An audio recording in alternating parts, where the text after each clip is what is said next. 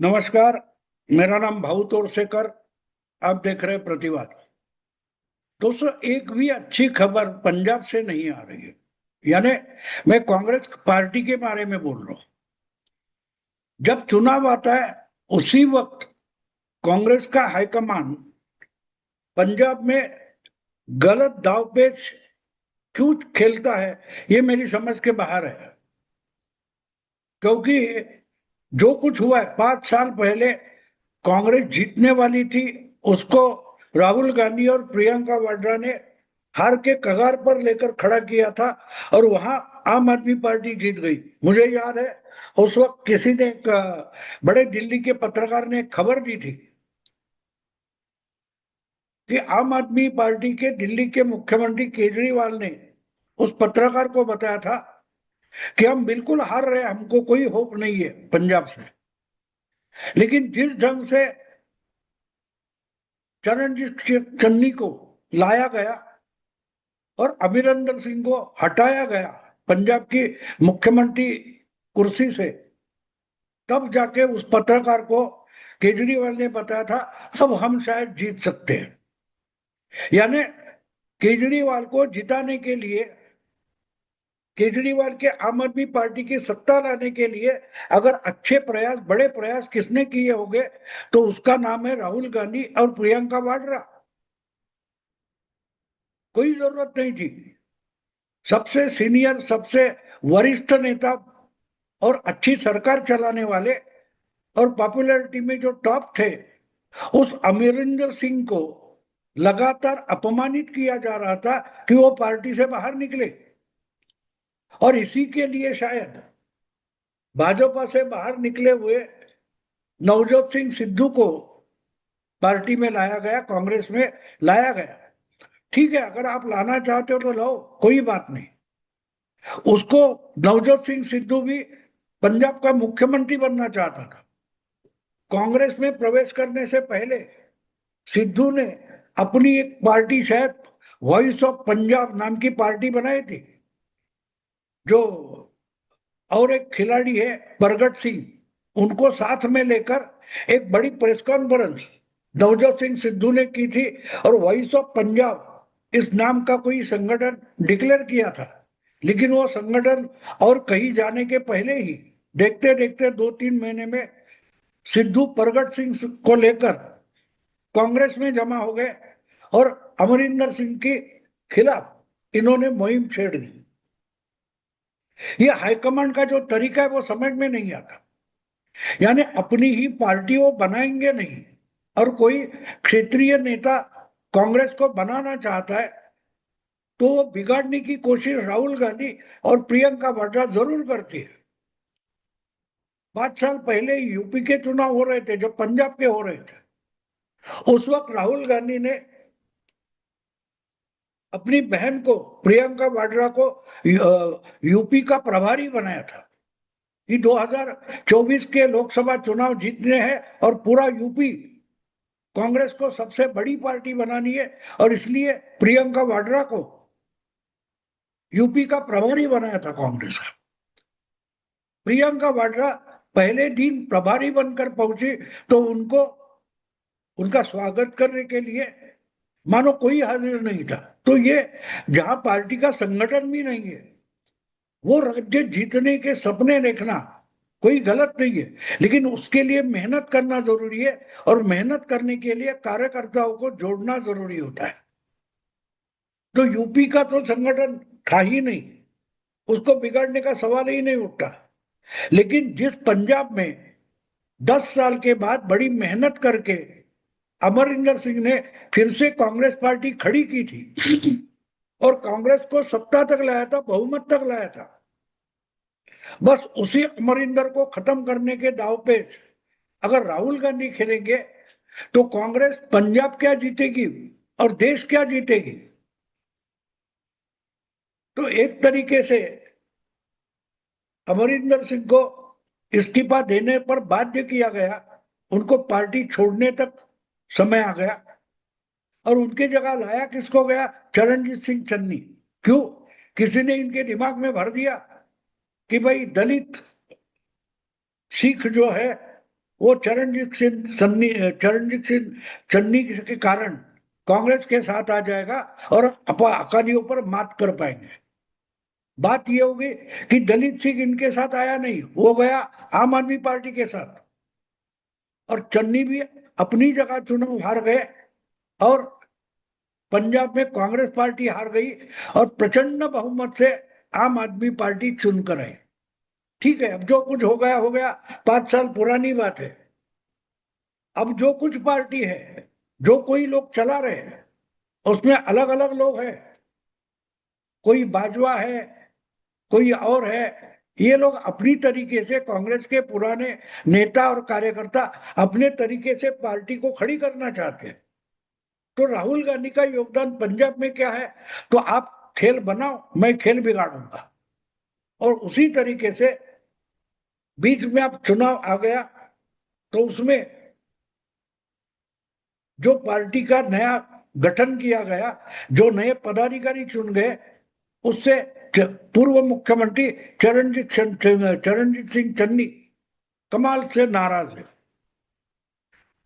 उनके साथ बहुत सारे पुराने कांग्रेस के नेता इकट्ठा हो गए और बोले जिनको प्रदेश अध्यक्ष बनाए वो बदल डालो, और फिर से चुनाव के लिए नया संगठन नई तरीके से खड़ा करना पड़ेगा। कार्यकर्ता पुराने हैं, लेकिन परिस्थिति और समय नया है, तो नए तरीके से चुनाव लड़ना पड़ेगा, और इसलिए चन्नी के नेतृत्व में नया गठन होना चाहिए। अब राहुल गांधी उसको तैयार नहीं है, तो उन्होंने प्रभारी जो है कांग्रेस के, भूपेश बघेल, जो छत्तीसगढ़ के पूर्व मुख्यमंत्री है, उनको भेज दिया।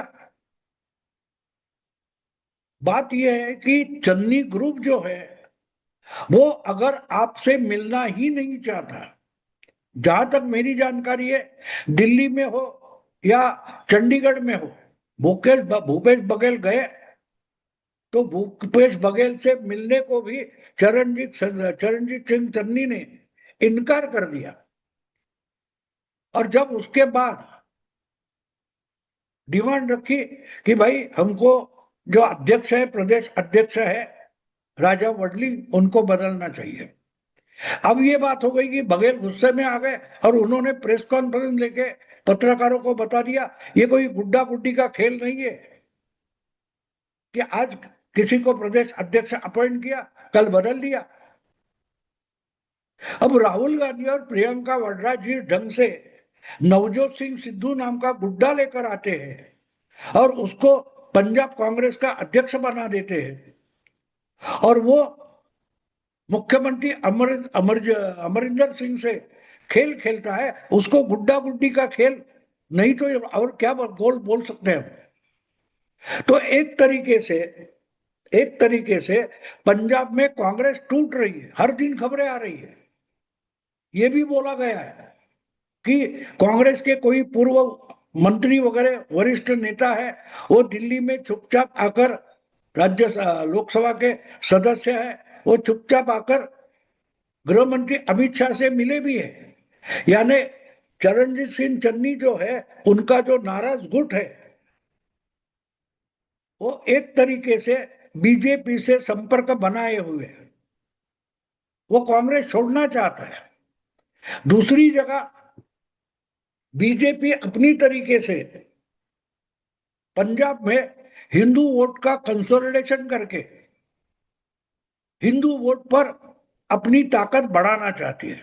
अब आप सोचो कि 5 साल पहले जो पंजाब में विधानसभा का चुनाव हुआ था, उस वक्त बीजेपी को सिर्फ 4-4.5% वोट मिले थे, 5 साल पहले, यानी 2022 में।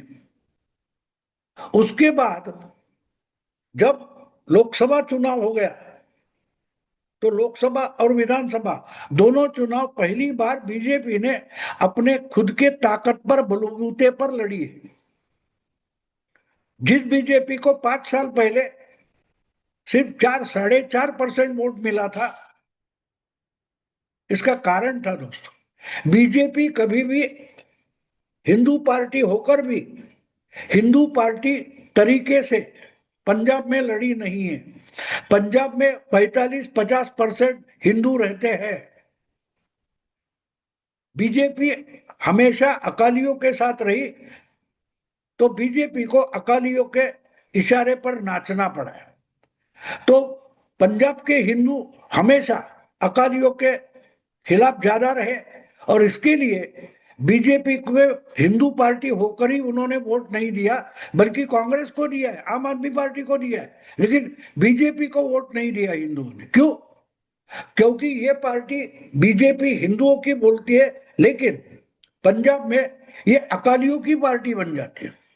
तो 2022 में पहली बार अलग होकर बीजेपी ने सिर्फ बीजेपी बनकर लड़ाई की, उनको ज्यादा कुछ मिला नहीं, 2-4 सीटें मिली होगी, 4%, 4.5% वोट मिला था।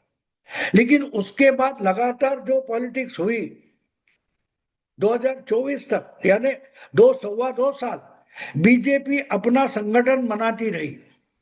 आरएसएस के जरिए पूरे पंजाब में हिंदुत्व का प्रचार शुरू हो गया, और उसका कारण लोकसभा में बीजेपी को सीट ज्यादा कुछ नहीं मिली, लेकिन लोकसभा में बीजेपी को 18% वोट मिला। जो 4% है, 18%, यानी 13-14% वोट बढ़ा है, वो सीधे सीधे हिंदू कंसोलिडेशन के तरफ अंगुली निर्देश करता है।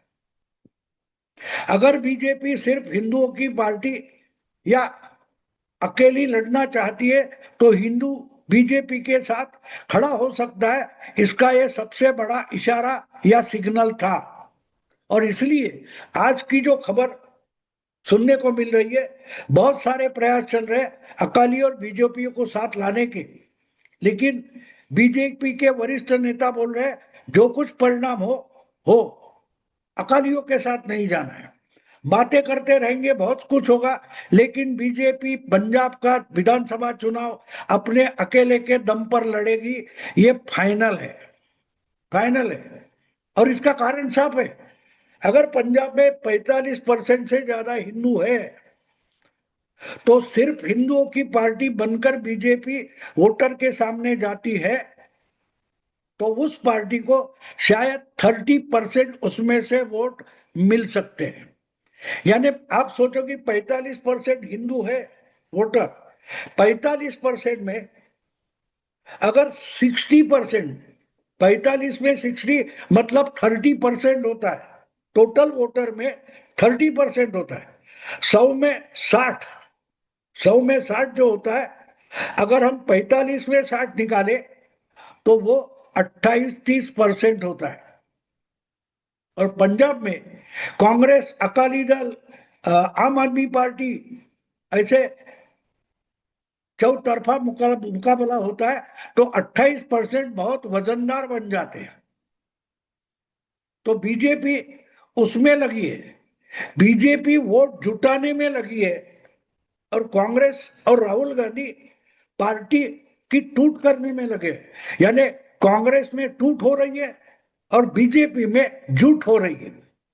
बीजेपी वोट जुटा रही है, आम आदमी को पता नहीं चल रहा है, आम आदमी पार्टी को, कि करे तो क्या करे, क्योंकि 5 साल में आपने क्या किया, इसका जवाब देकर ही आपको वोटर के सामने आम आदमी पार्टी को जाना पड़ेगा। क्या केजरीवाल के अय्याशी के लिए 5 साल पहले पंजाब के वोटर ने आम आदमी पार्टी को सत्ता में लाया था?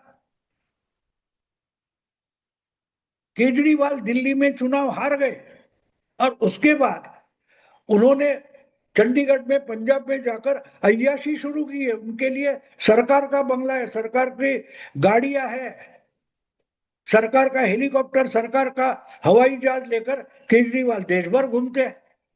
तो क्या इसके लिए 5 साल पहले लोगों ने आम आदमी पार्टी को सत्ता में लाया था? इसका जवाब भगवंत सिंह मान और केजरीवाल को देना पड़ेगा। जो आश्वासन उस समय दिए गए थे, क्या उसकी पूर्तता हुई? तो उत्तर निगेटिव है, कुछ नहीं किया था। तो इसलिए आम आदमी पार्टी का भट्टा बैठेगा, ये तो साफ है, लेकिन उसका फायदा किसको मिलेगा, ये जब हम देखते हैं, तो अकाली पार्टी लड़ने की परिस्थिति में नहीं है। कांग्रेस में आपस में टूट है और बीजेपी वोट जुटा रही है, यानी बीजेपी की जुट और कांग्रेस की टूट। तो सोचो पंजाब के चुनाव का क्या होगा। दोस्तों मैं यही रुकता हूं। अगर वीडियो पसंद है तो लाइक कीजिए, शेयर कीजिए और प्रतिवाद को सब्सक्राइब कीजिए। नमस्कार।